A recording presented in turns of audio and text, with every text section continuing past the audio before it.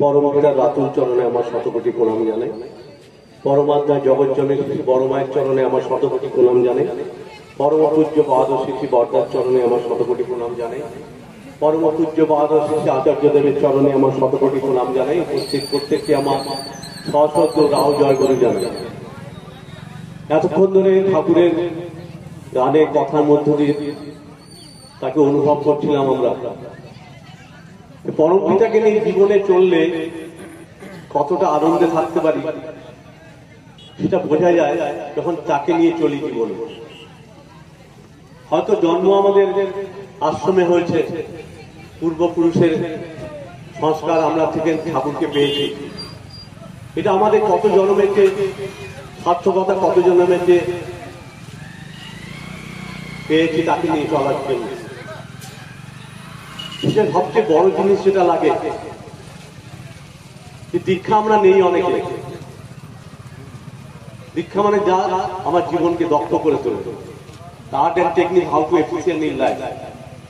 জীবনে দক্ষ হতে গেলে আমার যে অনুসন্ধানের মধ্যে দিয়ে চলা দরকার, যেমন ভাবে করা দরকার, সেগুলো যদি আমি না করি তখন ঠাকুরকে অনুভব করতে পারি না। আজকে ডিপি ওয়ার্কের কথা চলছে। ডিপি ওয়ার্কের কথা সম্বন্ধে প্রথম দিকে ঠাকুরের সময় কিন্তু এটা ছিল প্রচলন। সেই যুগের একটা কথা বলি, গল্প বলি। এখানে ছোটন ভাই বসে আছে, এখানে দেওঘর থেকে এসছে, ওরই দাদুর গল্প এটা। ঠাকুর একদিন বলছেন যে হেমদা, না নাম ছিল হেম মুখার্জি, বলছেন হেমদা আপনিও তো সবাই যায়, আপনিও তো ঘুরে আসতে পারেন এখানে। তো হেমদা বলছেন ঠাকুরকে, আজকে ঠাকুর আপনি লোকের বাড়ি যেতে বলেন, জজমানদের বাড়ি যেতে বলেন, কিন্তু আমার ভালো লাগে না ঠাকুর। ওরা এত খাতির করে, এত যত্ন করে, আমার কিছু করার থাকে না ঠাকুর। তাও ঠাকুর বললেন যান না, একটু ঘুরে আসতেই পারেন। হেমদা এসেছিলেন বর্ধমানের একটা জায়গায়, তার মাধ্যমে দীক্ষিত সেই পরিবার, সেই বাড়িতে এসছেন হেমদা। ঠাকুরের কথা মতো তিনি সেই বাড়িতে আছেন। সকালে সবাইকে নিয়ে প্রার্থনা করা, ঠাকুরের প্রসঙ্গ করা, ইষ্ট আলোচনা করা, সন্ধ্যেবেলা আবার সবাইকে নিয়ে প্রার্থনা করা। 2 দিন ধরে তিনি ছিলেন সেই বাড়িতে। সবাই খুব আনন্দে ভরে উঠেছে, ঠাকুরকে নিয়ে মশগুল হয়েছিলেন 2 দিন তাকে নিয়ে। পরবর্তীতে তিনি আবার আশ্রমে ফিরে যান ঠাকুরের কাছে। ঠাকুর আসার সঙ্গে সঙ্গে জিজ্ঞাসা করলেন হেমদাকে, ওই হেমদা আপনি যে গেলেন কি করলেন ওখানে? বলে ঠাকুর কি বলবো, যা ভেবেছিলাম তাই তো একই তো হলো। ওরা আমাকে এত আদর যত্ন করেছে, আমাকে যেখানে শুতে দিয়েছে ঘরের মধ্যে, এবার বাইরে কোথায় শুয়েছিল তার চিত্ত পরিবার নিয়ে আমি জানি না ঠাকুর। তবে ঠাকুর জিজ্ঞেস করছেন আরো কি করলেন? কি করবো ঠাকুর, সকাল বিকাল তাদেরকে নিয়ে প্রার্থনা করেছিলাম, ইষ্ট প্রসঙ্গ করতাম, বিভিন্ন কথা বললেন। আজকে দিনে ফিরে এলাম। তখন ঠাকুর জিজ্ঞাসা করছেন হেমদাকে, আচ্ছা হেমদা আপনি আসার সময় কি করলেন?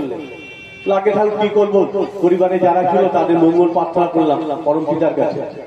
তাও জিজ্ঞাসা করছেন আর কি ঠাকুর? আর তো কিছু মনে পড়ে না, আর কেউ ছিল না? হ্যাঁ ঠাকুর, এই পরিবারের মধ্যে গরু ছাগল গৃহপালিত কিছু পশু ছিল, গাছপালা অনেক কিছু ছিল। ঠাকুর বলছেন তাদের মঙ্গল প্রার্থনা করেছেন তো? তখন হেমদা চুপ হয়ে গেছে, তার কোনো কথা আসছে না মুখ দিয়ে। তখন ঠাকুর বলছেন আপনি ওদের সবার যদি মঙ্গল প্রার্থনা করতেন, আপনার ঋণ ওরা 7 জন্মেও ঘোচাতে পারত না। আপনি যদি খালি পরিবারের প্রত্যেকটা জিনিসের যদি আপনি মঙ্গল প্রার্থনা করতেন পরম পিতার কাছে, তা আপনার ঋণ ওরা 7 জন্মে ঘোচাতে পারত না। ঠাকুর চাইতেন আমরা পরম পিতার কাছে প্রার্থনা করতে পারি। আজকে ডিপি ওয়ার্ক যেটা বলি আমরা, ডিপি ওয়ার্ক মানে ডিপি ওয়ার্ক মানে কিন্তু মানুষকে শিক্ষার সঙ্গে সঙ্গে আমার মনে হয় যে আমাকে ঠাকুরের জন্য তৈরি করে তোলা। ঠাকুর বলছেন যজন ছাড়া যাজন, দুধ ছাড়া মাখনের মতো। আমি যদি যাজন করতে হয়, যদি আমি নিজে যদি না হয়ে উঠি, তো সেই যাজনের কোনো ফল হয় না। কিন্তু ঠাকুর বলছেন আমি যাজনের মধ্য দিয়ে যতটা পরিপুষ্ট হয়ে উঠবো ঠাকুরকে নিয়ে, সেরকম ভাবে তৈরি হবো, তখন তার এফেক্ট আরেকজনের মধ্যে পড়ে। যদি নিজে না করা থাকে লোকের মধ্যে কিন্তু এফেক্ট ফেলা যায় না। ঠাকুর বলছেন যজন ছাড়া যাজন, দুধ ছাড়া মাখনের মতো। হাজার কথার আমি রকমারি দিতে পারি, নিজের প্র্যাকটিক্যাল জীবনে সেগুলো যদি ফুটিয়ে না তুলতে পারি তবে কিন্তু কারো মনের মধ্যে কিন্তু ছাপ করতে পারে না, তার এফেক্ট পড়ে না। তো ডিপি ওয়ার্ক মানে আচার্যদেব চাইছেন আমরা যেন সেরকম ভাবে ঠাকুরমুখী হয়ে উঠতে পারি। আমি যদি হয়ে উঠতে পারি ঠাকুরমুখী, আমার চলাবলা করার মধ্যে দিয়ে অন্য পরিস্ফুট হয়ে উঠতে পারে, অন্য তখন ঠাকুরমুখী হয়ে উঠবে। আমি না হয়ে যদি লোককে জাগরণ করতে যাই তখন দেখা যায় তার ফলটা কিন্তু আমার মধ্যে কোনো ফল হয় না। তাই ঠাকুর বলছেন সব অবস্থার মধ্যে ধর্ম যদি না তুললো তোর সংসারের প্রতি কর্মে বাতিল করে রাখলি তারে কি হবে তেমন ধর্মে। আমার সংসারের প্রতিটা কাজের মধ্যে যদি আমি ধর্মকে ফুটিয়ে না তুলতে পারি, আমার চলার মধ্যে, আমার বলার মধ্যে, আমার শোয়ার মধ্যে, আমার খাওয়ার মধ্যে, আমার সবকিছুর মধ্যে দিয়ে তাকে যখন ফুটিয়ে তুলি তখনই প্রকৃত রূপে যজন করা বলা। ইষ্টবিধি সম্বন্ধে অনেকের একটু ধারণা নেই, অনেকের ধারণা আছে। ইষ্টবিধি নিয়ে ঠাকুরের সময়কার একটা গল্প বলি, মনে পড়ছে। ঠাকুরের সময় প্যারি নন্দিতা ছিলেন ঠাকুরের ডাক্তার। ঠাকুরের দাস জীবনে প্যারিদাই ট্রিটমেন্ট করতেন বা করতেন ঠাকুরের সময়। একদিনের ঘটনা এরকম ছিল যে প্যারিদা সকালবেলা ঠাকুরের খুব দরকার পড়তো প্যারিদাকে। তো সকালবেলা থেকে ঠাকুর খোঁজ করছেন, হ্যাঁ রে প্যারি কই। প্যারিদা সেদিন ইষ্টবিধি জমা দেওয়ার দিন ছিল, 30 দিন হয়েছে প্যারিদা গেছেন ইষ্টবিধি জমা দিতে। আজকে যে অফিস দেখছেন তখন সেরকম অফিস ছিল না। একজন মানুষ তিনি টুল পেতে বসতেন, সকালবেলা যাদের যাদের ইষ্টবিধি জমা হওয়ার ছিল তাদেরটা নিতেন। সেদিন সেই মানুষটির একটু শরীর খারাপ ছিল, মাঝে মাঝে তিনি উঠে যাচ্ছিলেন, পেট খারাপ ছিল। আবার সে শুদ্ধ হয়ে যখন বসতে আছেন বেশ কিছুটা সময় তার বিলম্ব হয়। এদিকে ঠাকুর মাঝে মাঝে খোঁজ করতেন, হ্যাঁ রে প্যারি করে। সবাই বলছে আগে ঠাকুর ইষ্টবিধি জমা দিতে গেছে প্যারিদা। প্যারিদা বেশ কিছুটা বিলম্ব হওয়ায় ঠাকুরের কাছে আসছে। ঠাকুরের কাছে আসার সঙ্গে সঙ্গে ঠাকুর জিজ্ঞাসা করছেন, হ্যাঁ রে প্যারি কোথায় গেছিলি? যে আগে ঠাকুর ইষ্টবিধি জমা দিতে গেছিলাম। ঠাকুর জিজ্ঞাসা করছেন তোর 30 দিন হয়েছিল তো? প্যারিদা বললে হ্যাঁ ঠাকুর আমার 30 দিন হয়েছিল, আজকে ইষ্টবিধি জমা দেওয়া কি। আবার কিছুক্ষণ ঠাকুর কথাবার্তা বলছেন, আবার কিছুক্ষণ পর ঠাকুর জিজ্ঞাসা, হ্যাঁ রে প্যারি কেন কোথায় গেছিলি? ওই যে ঠাকুর আপনাকে বললাম না ইষ্টবিধি জমা দিতে গেছিলাম। আবার ঠাকুর জিজ্ঞাসা করছেন তোর 30 দিন হয়েছিল তো? হ্যাঁ ঠাকুর 30 দিনই তো হয়েছে, আগের মাসের 7 তারিখ নিমিত্তে বসলেন তিনি, 30 মাস আজকে 7 তারিখ। হ্যাঁ ঠাকুর 30 দিন হয়েছে। আবার কিছুক্ষণ পর একই কথা ঠাকুর। প্যারিদা বলছেন বারবার ঠাকুর আমাকে এই কথা কেন বলছেন, আমার কি ভুল হয়েছে? তিনি চিন্তা করতে করতে মাথায় তার বেরোলো দুটো দিন তিনি বেলা করে ইষ্টবিধি করেছিলেন। আমরা ইষ্টবিধির মন্ত্রে বলি আজ প্রভাতে কর্মারম্ভে তোমারই ভোগের লাগি, ইষ্টবিধির অর্ঘ দিতেছি শ্রী চরণে কৃপা মাগি। আজ এই প্রভাত কালটা কখন? এই প্রভাত কাল যেটা আমরা ইষ্টবিধি বলি মন্ত্রে, সেটা কোন সময়কে বলা হয়? প্রভাত কালটা বলা হয় প্রার্থনার সময় ধরা হয়। প্রার্থনার সময় ঠিক 1 ঘন্টার আগের মুহূর্ত যেটা, এটাকে কিন্তু প্রভাত কাল বলে। আমরা অনেকেই কি করি ইষ্টবিধি আমার মতো করে সকাল 7টায় আজকে প্রভাত করি, তাহলে তা করলে কি হয়? ঠাকুর বলছেন সেই প্যারিদাকে ফিরিন দিনে 28 দিন ইষ্টবিধি করেছেন, মানে 2 দিন তার ইষ্টবিধি বেলা করে হয়েছে। ঠাকুর বলছেন ইষ্টবিধি মন্ত্র আমি যেটা ঠাকুরের কাছে সংকল্প করছি, প্রথম সংকল্প যেটা আমার হয় নাম ধ্যানের বাবা, সেই সংকল্প যদি আমার ভুল হয় আমার ইষ্ট পুরুষোত্তমের সঙ্গে, তবে তার সঙ্গে বিচারিতা করা হয়, গোবিক্রিম করা হয়। আমি বলছি আজকে তোমাদের কিন্তু ইষ্টবিধি করছি বেলা 7টার সময়, তো ইষ্টবিধি পূর্ণ হয় না তো আমার। এই জিনিসগুলোকে ঠিক করা লাগে। আমাদের পরিবারের মধ্যে দেখা যায় বাবা ইষ্টবিধি পাঠান, পরিবারে কেউ জানতে পারে না। স্ত্রীকে যদি জিজ্ঞাসা করা ইষ্টবিধি সম্বন্ধে, ইষ্টবিধি কবে ডেট বলতে পারবে না, বলছে উনি তো স্বামী পাঠান। আমার মনে হয় ইষ্টবিধি করা হচ্ছে যে প্রত্যেকে তার ইষ্ট গুরুকে নিবেদন করার কথা। ঠাকুর বলছে স্ত্রীদেরও কিছু আমরা ইষ্টবিধি করি, স্ত্রীরা যদি তার মতো করে ঠাকুরকে না দেয় তবে কিন্তু ইষ্টবিধি সার্থক হয় না। কিন্তু স্বামী পাঠিয়ে দিলে স্ত্রীর ইষ্টবিধি সার্থকতা হয় না। আমি স্বামী পাঠিয়ে দিচ্ছে, পুত্রের ইষ্টবিধি সার্থকতা লাভ করে না। আমি ছোটবেলা থেকে আমার ঘরে আমার ছেলের জন্য একটা ছোট বক্স বানিয়ে দিয়েছিলাম, ওর ভোটে যা দিত সেটা তার মধ্যে থাকতো। 30 দিন হলে আমাদের কি হয় ঘরে, আমার ছেলের কাছ থেকে ইষ্টবিধি নেই, যখন ছোট ছিল তখন থেকে তার কাছ থেকে নেই। আমি আমার স্ত্রীর কাছে ইষ্টবিধি নেই, আমার মার কাছে নেই, আমি নেই দিয়ে সেই ইষ্টবিধি পাঠানো হয়। তখন ইষ্টবিধি জমা দিতে আমার মতো করে আমার ইষ্ট গুরুকে নিবেদন করা। আমার স্বামী যদি দিয়ে পাঠান দরকার আমার নিবেদন করা হয় না, আমি গতি করতে পারি না। অনেক বাড়িতে দেখা যায় ছেলে মেয়েরা বড় হয়ে যাওয়ার পর ঠাকুর থেকে বিচ্যুতি ঘটে। তার হয়তো দেখা যেত বাবা যখন ছিলেন তারা খুব ইষ্টপ্রাণ পরিবার ছিল, বাবা গত হয়ে গেছে, তার সেই পরিবার দেখা যায় ঈশ্বর থেকে চ্যুত হয়ে গেছে। তার এই জিনিসগুলোকে ঠিক করতে হয়, যেটা পুরো প্রাথমিক যে জিনিস, যেটা যজন জাগরণ ইষ্টভীতি নাম ধ্যান করা। ঠাকুর বলছে সঠিক সময় নাম ধ্যান করতে হয়, অভ্যাস করতে হয়। নাম ধ্যানের অভ্যাস না করলে এটা পূর্ণত্ব লাভ করে না কিন্তু কখনো। প্রতিপদ থেকে আমরা বলি নাম ধ্যান করার পক্ষে সে হেমদার গল্প কিছু আমি বের করেছি বলি। ওর দাদুর গল্প যে বসে আছে ওখানে ছোটন দা, ওর গল্প। সে ওর হেমদা ছিলেন, আমরা জানি হয়তো দেবীদার বাবা ছিলেন হেমদা, দেবী প্রশান্ত মুখার্জিদার বাবা ছিলেন। হেমদা চাকরি করতেন হচ্ছে রানাঘাটে চাকরি করতেন। ঠাকুরের কাছে আসতেন, ঠাকুর হেমদাকে বলছেন, ও হেমদা আপনি বামুন মানুষ, আপনি চাকরি করেন, আমার খুব পছন্দ হয় না। তো হেমদা অনেকবারই চেষ্টা করলেন চাকরি থেকে নিষ্কৃতি পেতে, রিজাইন দিয়েছিলেন তিনি। তাকে ডিপার্টমেন্ট থেকে তারা কিছুতেই রিজাইন করে না। এমনি ঘটে যাচ্ছে, ঠাকুরের কাছে আসেন, ঠাকুর মন মরা হয়ে থাকে, তার দিকে তাকিয়ে কথা বলতে চান না। হেমদার মনে খুব কষ্ট, ঠাকুর চাইছেন আমি চাকরি থেকে নিষ্কৃতি পাই, কিন্তু আমাকে ডিপার্টমেন্ট ছাড়ছে না, কি করা যায়। তখন তাকে একজন লোক বলেছিল, হেমদা আপনি একটা কাজ করতে পারেন, আপনি এক কাজ করেন, আপনি চাকরি থেকে বরখাস্ত করতে পারেন। একটা বড় ডাক্তারের কাছে যদি একটা আনফিট সার্টিফিকেট লিখে আপনি জমা করেন আপনার অফিসে, আমি চাকরি থেকে তখন দরখাস্ত করে যাবে। হেমদা তাই করেছিলেন। সেই সময় যখন 10 টাকা 15 টাকা যখন ফিস ছিল বড় বড় ডাক্তারদের, সেই সময় তিনি 500 টাকা দিয়ে একটা বড় ডাক্তারের কাছে আনফিট সার্টিফিকেট করিয়েছিলেন তিনি নিজের নামে। ঠাকুরকে জমা করেন তিনি, ডিপার্টমেন্ট থেকে রিজাইন দেওয়া হয়। ঠাকুরের কাছে আনন্দে হাত তুলতে তুলতে এসছেন, আজকে ঠাকুর আমি চাকরি থেকে নিষ্কৃতি পেয়েছি। ঠাকুর কি খুশি, কি আনন্দ তা। বাহ হেমদা, দারুণ কাজ করেছেন, এবার পরম পিতার কাছে লেগে পড়ুন। হেমদা বন্দে পুরুষোত্তম ধ্বনি দিয়ে তিনি মিশে গেলেন, গেছেন তিনি নিজের বাড়িতে রানাঘাটে এসেছেন। স্ত্রীকে বলছেন, শোনো আজকে আমি চাকরি থেকে রিজাইন দিলাম, এবার পরম পিতা আমাদেরকে নিয়েছেন, পরম পিতা যেমন চালাবেন সেরকম ভাবে আমরা চলবো, আনন্দ করো আনন্দ করো। তিন মন তখন শঙ্কিত হয়ে পড়লো, যে স্বামী চাকরি ছেড়ে দিল, আমাদের চাষবাস নেই, আমাদের সংসার চলবে কিভাবে। দিন চলে যায়। একদিন হেমদা আবার ঠাকুরের কাছে এসে বলছেন যে আমার তোমার যা যা শাড়ি আছে আমাকে দাও। আমাকে ঠাকুর 36 জোড়া শাড়ি চেয়েছে, 36 জোড়া শাড়ি মানে 72টি শাড়ি চেয়েছেন ঠাকুর।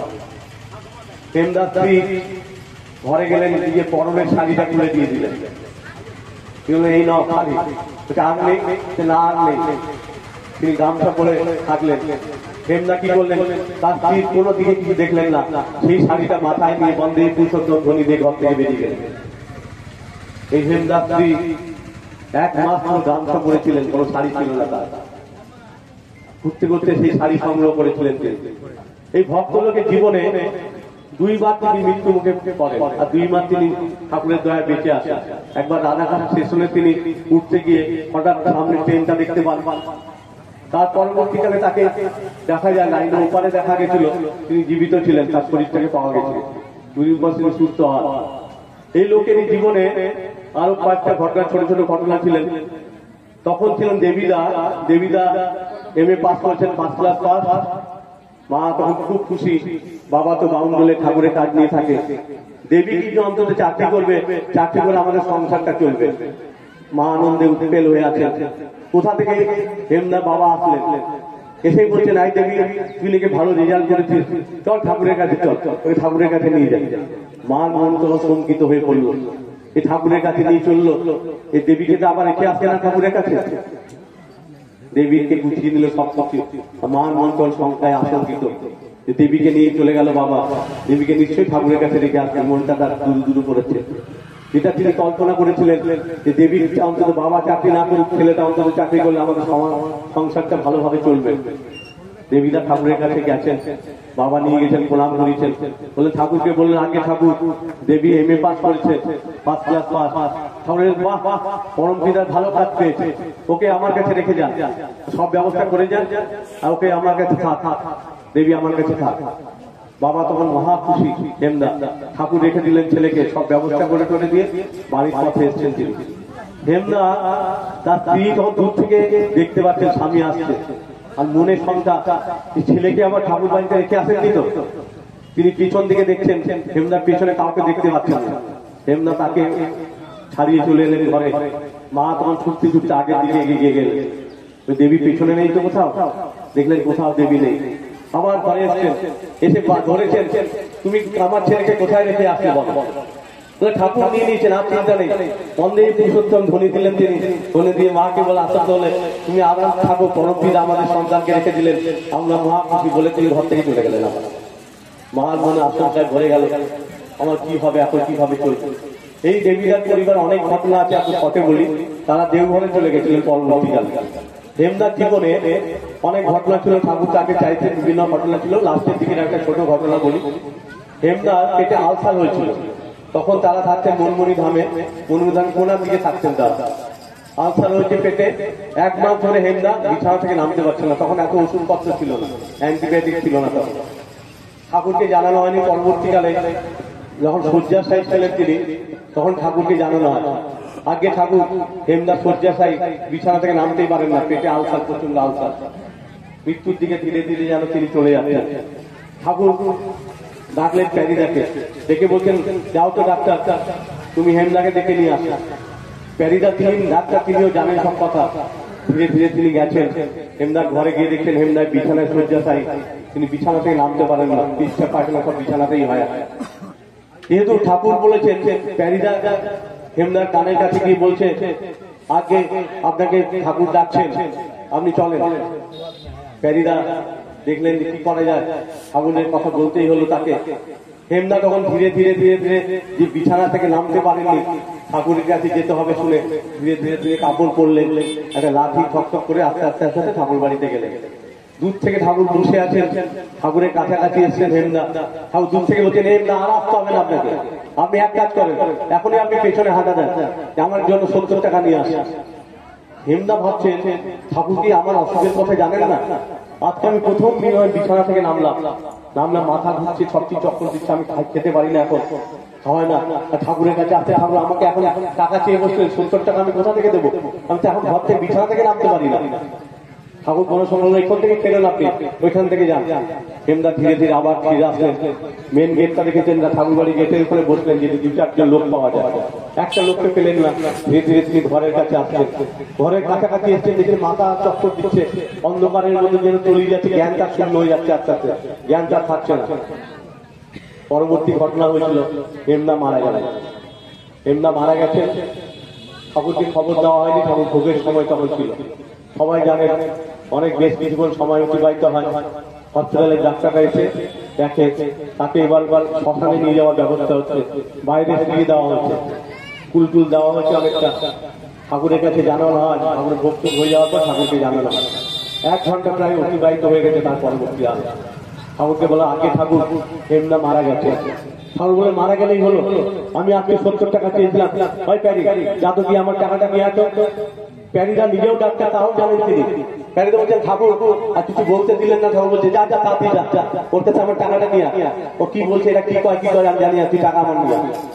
প্যারিদা বলছে, কি ব্যাপার?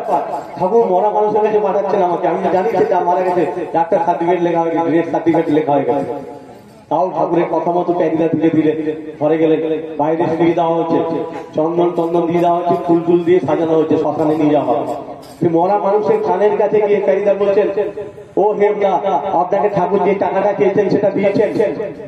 মরা শরীর, তার মৃত শরীর পড়ে আছে, কোনো জ্ঞান চিহ্ন নেই, কোনো সারা শব্দ নেই। আবার কিছুক্ষণ তাকিয়ে থাকার পর আবার বললেন তিনি কানের কাছে এসে, ও হেমদা, আপনাকে যে ঠাকুর টাকা চেয়েছেন সেটা দিয়েছেন? মৃত শরীরে কোনো আওয়াজ নেই, কোনো স্পন্দন নেই, কোনো কিছু নেই। দ্বিতীয়বার তিনি বলেছিলেন। কিছুক্ষণ তিনি দাঁড়িয়ে আছেন, নাম করছেন, হঠাৎ যেন হাতে ছিঁড়াটা যেন কেঁপে উঠে মনে হলো। তিনি তাকে বসে পড়ে হাতটা সেটা বললেন, পাল বললেন, পরে যেন পাল ছেড়ে একটা এসছে, যেন ঠিক ঠিক করে আবার শব্দ হচ্ছে, যেন ধারে ধারে তিনি কি বলছেন, কানের মধ্যে যা যা ছিল সব ফুল চন্দন সব ছড়িয়ে দিলেন তিনি। ধীরে ধীরে তাকি থেকে কিছুক্ষণ পর ধীরে ধীরে সেই শরীর আস্তে আস্তে আস্তে প্রাণ ফিরে আসছে, যেন প্রাণ ফিরে এলো। কিছুক্ষণ পর তিনি চেয়ে উঠলেন, চাওয়ার পর তখন প্যারিদা বলছেন, ও হেমদা, ঠাকুর যে আপনাকে টাকাটা চেয়েছেন সেটা দিয়েছেন? মাথা নাড়লেন তিনি, কোনো শব্দ মুখ থেকে বেরোনো না। কিছুক্ষণ পর ধীরে ধীরে তিনি সুস্থ হলেন। পরবর্তীকালে দেখা গেল সেইবার তিনি সুস্থ হয়ে তিনি আবার ভালো হয়ে গেছিলেন, ঠাকুরের টাকাটাও তিনি দিয়ে দিয়েছিলেন, শরীর সুস্থ হয়ে যায় তার সেই পর। পরবর্তীকালে তিনি আরো 20 বছর তিনি জীবিত ছিলেন। ওই ঘটনার পর একদিনের ঘটনা ছিল, এরকম করে ঠাকুরের কাছে এসে বসে আছেন একদিন, বসে ঠাকুরকে বলছেন, আগে ঠাকুর আপনি আমাকে যেদিন টাকা চেয়েছিলেন, আমি যখন বাড়ির কাছে যাই মাথাটা ঘুরছে, অন্ধকারের মধ্যে যেন তলিয়ে যাচ্ছে ঠাকুর, জীবনটাকে আমি ফিরে পাচ্ছি না, কোথায় যেন আমি হারিয়ে যাচ্ছি ঠাকুর। তখন নাম করার চেষ্টা করছিলাম ঠাকুর, আমি তো অজপা নামের অভ্যস্ত ছিলাম, কিন্তু কিছুতেই নাম মনে আসছিল না ঠাকুর। কেন মনে আসছিল না আমার? আমি তো নাম করতামই সবসময়। ঠাকুর খালি ছোট্ট একটা শব্দ বললেন, আরো অভ্যাস করা লাগে হেমদা, আরো অভ্যাস করা লাগে। তারপরে বলছেন, হেমদা অন্ধকারে যেতে যেতে যেন অন্ধকারে আমি তলিয়ে যাচ্ছি, বুকে প্রচন্ড ব্যথা আমার, অনেকক্ষণ পর তাই দেখছি যেন জল জল করছে, আপনার মূর্তি একটা দেখতে পেলাম, সেই জল জল মূর্তির বাঁ দিকে রাধার স্বামী নামটা যেন জল জল করে জ্বলছে। ওই নামটা থেকে আবার আমার মনে পড়ে গেল ঠাকুর, আমি আবার নাম করতে শুরু করে দিলাম। কখন যে আমি শরীরে এসেছি জানি না ঠাকুর। তখন ঠাকুর বলছেন, হাসছেন ঠাকুর, আর কিছু বলেননি। এই হেমদার জীবনে অনেক ঘটনা আছে, কয়েকটা ঘটনা বললাম। যে প্রতিটা জিনিস হচ্ছে নাম ধ্যান করা। আমরা ইষ্টবিধি যজন যাজন ইষ্টবিধি আমরা দীক্ষা নেই, দীক্ষা নেওয়ার পর বলছেন যজন যাজন ইষ্টবিধি করার কথা। নিজে যদি আমি যজন যদি আমি যজনশীল না উঠতে পারি, আমার জীবনে করার মধ্যে যদি ঠাকুর না ফুটে ওঠেন, আমার চলার মধ্যে যদি ঠাকুর না ফুটে ওঠেন, আমার খাওয়ার মধ্যে যদি ঠাকুর না ফুটে ওঠেন, আমার বলার মধ্যে যদি ঠাকুর না ফুটে ওঠেন, তখন দেখা যায় আরেকজনকে ফুটিয়ে তোলা যায় না। ওই জন্য ঠাকুর বলছে যজন ছাড়া যাজন, নিজেকে সেই রকম ভাবে হয়ে উঠতে হয়। সত্য নেই মনে মধ্যে সত্য নেই, অনেকে ভাবে নিরামিষ খাওয়াটাই সত্য নেই। একটা সত্য নেই মানে হচ্ছে যে গো বিটুইন আমার জীবনে যা আছে সেটাকে। আমাদের জীবনে দেখা যায় সারাদিন হয়তো আমি কত সত্য নেই ভঙ্গ করি, তার ইয়ত্তা নেই, হয়তো কাউকে কথা দিচ্ছি সেই কথাটা রাখতে পারি না। ঠাকুরের সময়টা ছোট ঘটনা, ঠাকুর হঠাৎ বয়স হয়েছে, তখন ঠাকুরকে ধরে ধরে নিয়ে যাওয়া হয়। ঠাকুর বলছেন, আমি বাথরুমে যাবো। ঠাকুরকে ধীরে ধীরে নিয়ে গিয়ে বাথরুমে নিয়ে যাওয়া হলো। ঠাকুর আবার ঘুরে চলে আসলেন। ঠাকুরকে প্রশ্ন করালো, আগে ঠাকুর আপনি তো বাথরুমে যাবেন বললেন, বাথরুমে গেলে কিন্তু কিছু তো আপনি করলেন না, আবার ঘুরে চলে আসলেন। ঠাকুর বলছেন, কিছুক্ষণ আগে আমার মনে হয়েছিল বাথরুম যাওয়ার একটা ভাব এসেছিল, সেই ভাবটা যাতে তার গভীর না হয়, কথার মধ্যে যে দ্বন্দ্ববৃত্তি যেটাকে বলি, যেটা আমার গলার মধ্যে যেটা সেটা যদি আমার জীবনে ফুটে না ওঠে, তখন দেখা যায় সেটা প্রভাব পড়ে না। তার জন্য ঠাকুর বাথরুম থেকে ঘুরে আসলে তিনি করলেন না। তো আমার জীবনে সেরকম ভাবে একটা ননিদার একটা গল্প মনে পড়ে আবার। তিনি বলছেন, ননিদা বলছেন, ননী চক্রবর্তী দা বলছে শব্দই ব্রহ্ম। আমরা অনেক কথা আছে বলি শব্দই ব্রহ্ম। একজন দাদা তাকে বলছে যে আপনারা তো বলেন শব্দই ব্রহ্ম, শব্দ ব্রহ্ম হয় কিভাবে? ননিদা বলছেন, তোমার মতো একটা বাস্টারের মতো কথা বললে তার হবে না, শব্দ ব্রহ্মই হয়। তখন লোকটা তো রেগে আগে আমাকে তিনি গালি দিলেন এরকম ভাবে, আপনি ভদ্রলোক, আপনি আমাকে গালি দিচ্ছেন, মানে বেজন্মা বলা ডাক্তার বলেছেন তিনি বলে। ননিদান আবার শান্ত হয়ে বললেন, আমি তোমাকে শব্দ বলেছি, গালি দিইনি। আমি এমন একটা শব্দ বললাম যে শব্দটা শুনে তুমি কি বলে ইরিটেট হয়ে গেলে, কেউ যে মানুষের শব্দের ব্রহ্ম বুঝতে পারলে তো। তখন দাদা নত স্বীকার করলেন। এরকম হয় অনেক কথা, যে অনেক কথা আমরা বোধ করতে পারি না, যে আচার্য সঙ্গ করি কেন, যে সহজভাবে যাতে ঠাকুরকে বুঝতে পারি। তার চলাবলার মধ্যে যে দেখা যায় যেটা তিনি দেখাতে চান, সেটা আমাদের করার মধ্য দিয়ে সনবাই বা সংবাদ বা কালচার বলি আমরা। আমরা হয়তো সবাই জন্মসূত্রে ঠাকুরের ইয়ে না হতে পারি, কিন্তু সংস্কার সূত্রে ঠাকুরকে নিয়ে আমরা জীবনে চলতে পারি। আচার্যদের সেটাই চাইছেন আমরা প্রতিপত্তিকে যেন ঠাকুর ঠাকুরত্ব জাগিয়ে তুলতে পারি। আমরা একটা বাণী করি, আমার সেদিন একটা মনে পড়ছিল যে একটা বাণী আছে, সত্যানুসারে সর্বপ্রথম আমাদের দুর্বলতার বিরুদ্ধে যুদ্ধ করতে হবে, সাহসী হতে হবে, বীর হতে হবে, পাপের জড়ত্ব প্রতিরোধী ও দুর্বলতা তারাও যত শীঘ্র পারো রক্ত প্রশোধনকারী অবস্থা দূর করো ভ্যাম্পিয়ার। আমার হঠাৎ মনে প্রশ্ন এসেছিল যে ভ্যাম্পিয়ারটা কে? আমরা অনেকে সত্যানুসরণ করি, ভ্যাম্পিয়ারটা কি?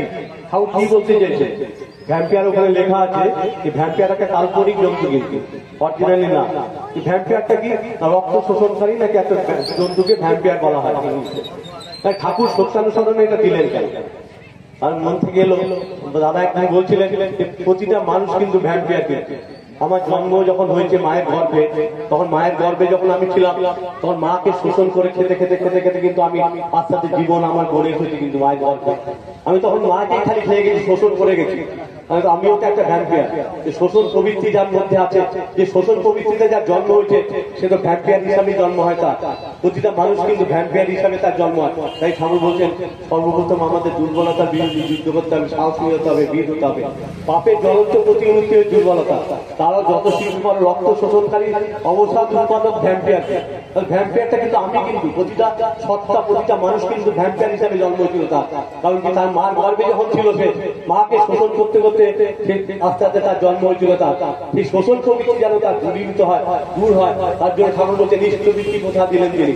ইষ্টবৃত্তির মধ্য দিয়ে গুরুকে যখন আমি বরণ করি, গুরুকে যখন আমি দান করি, গুরুকে যখন দেই আমি, তখন দেখা যায় মাতৃভীতি। ঠাকুর বললেন পিতৃভীতি করতে হয়, মাতৃভীতি করতে হয়। মায়ের জন্য কিছু করা, বাবার জন্য কিছু করার মধ্যে দিয়ে দেখা যায় যে আমার তাতে ভ্যাম্পিয়ারত্ব যেটা আছে আমার মধ্যে, সত্তার মধ্যে, সেটা আস্তে আস্তে আস্তে দূর হতে থাকে। আপনারা প্রথমেই দিকে বলছেন ঠাকুরকে নিয়ে চলার মধ্যে দিয়ে যজন যাজন ইষ্টবৃত্তি আমরা বলেছি, এগুলোকে প্রতিপালন করার চেষ্টা করতে, সঠিকভাবে করা। মায়েদের ইষ্টবৃত্তিটা অন্তত নিজেদের সংগ্রহ থেকে ইষ্টবৃত্তি করা সংগ্রহ করে, স্বামীর পয়সা না নিয়ে। আমি আমার দিকে আমার উপার্জন দিই, ঠাকুর বলতে নিজের উপার্জিত অর্ঘ দেওয়া বা নিজের সংগ্রহ করে সেই অর্ঘটা যেন আমি ইষ্টবৃত্তি ইষ্টের উদ্দেশ্যে আমি দিতে পারি। আমার সন্তানদেরকে সেরকম ভাবে তাকে শিক্ষা দেওয়া, তাকে বড় করে তোলা, সেই জন্য তার অর্ঘটা, ঠাকুর অর্ঘটা সেই যেন সঞ্চয় করে দিতে পারে, যেমন করে দিতে পারে, তাকে সেই অভ্যাসে অভ্যস্ত করে তোলা। এই যে করার মধ্যে দিয়ে দেখা যায় যে ঠাকুরকে দেওয়ার মধ্যে দিয়ে তার প্রতি টান মারে, ভালোবাসা মারে। সেটি আচার্যদের দেখা যায় তার পরিবারের মধ্যে সবাইকে নিয়ে, সবাই ইষ্টপথে চলার জন্য আমরা তিনি উপযুক্ত হয়ে আছেন। আমরা প্রতিপদ থেকে ঠাকুরকে নিয়ে চলি, ফলে সবাইকে মঙ্গলময় হয়ে উঠে আমাদের জীবনটাকে সুন্দর করে তুলি। এই বলে শেষ করছি। বন্দে পুরুষোত্তম। জয় গুরু।